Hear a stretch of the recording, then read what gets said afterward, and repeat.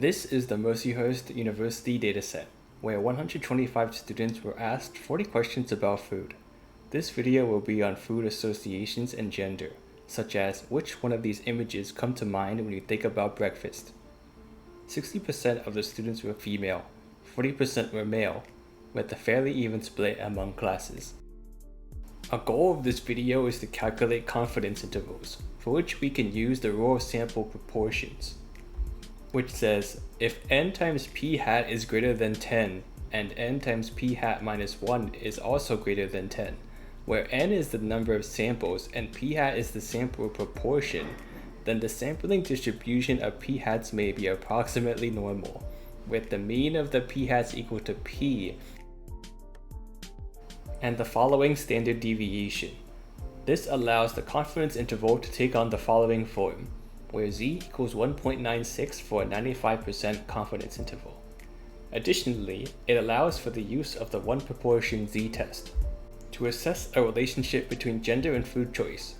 This one proportion z-test is the same as a chi-square test with degrees of freedom equal to 1, since we only have 2 categories and 2 responses.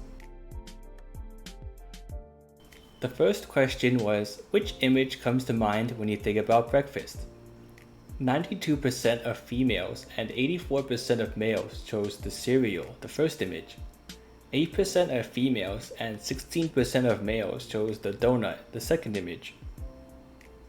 Using the rule of sample proportions, if we let p hat be the probability of choosing image 1 and p hat minus 1 be the probability of choosing image 2, then n times p hat minus 1 is smaller than 10 for both genders. Therefore, the rule of sample proportions cannot be used to calculate confidence intervals. The second question was, which image comes to mind when you think about coffee? The conditions are satisfied in order to use the rule of sample proportions, which allows for use of confidence intervals based on the normal distribution. 24% of females and 27% of males chose the Starbucks picture, whereas 76% of females and 73% of males chose the second image, with the following 95% confidence intervals. The one proportion z-test returns a p-value of 0.88, which suggests no relationship between gender and coffee choice. In this case, there was about a 25-75 split in coffee choice, no matter which gender. The third question was, which image comes to mind when you think about a drink? The rule of sample proportion conditions are met in this case, so confidence intervals can be calculated. 53% of females and 31% of males chose image 1. 47% of females and 69% of males chose image 2, with the following 95% confidence intervals.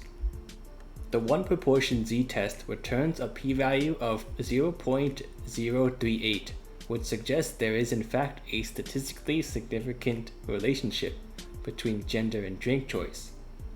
That is, if this survey was repeated 95 times out of 100, more males would choose soda over the orange juice, while the females would be closer to a 50-50 split. The fourth question was, which image comes to mind when you think about fries? 89% of females and 94% of males chose image 1. 11% of females and 6% of males chose image 2.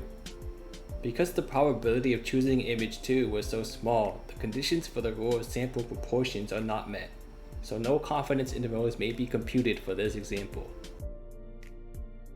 The last question was, which image comes to mind when you think about soup?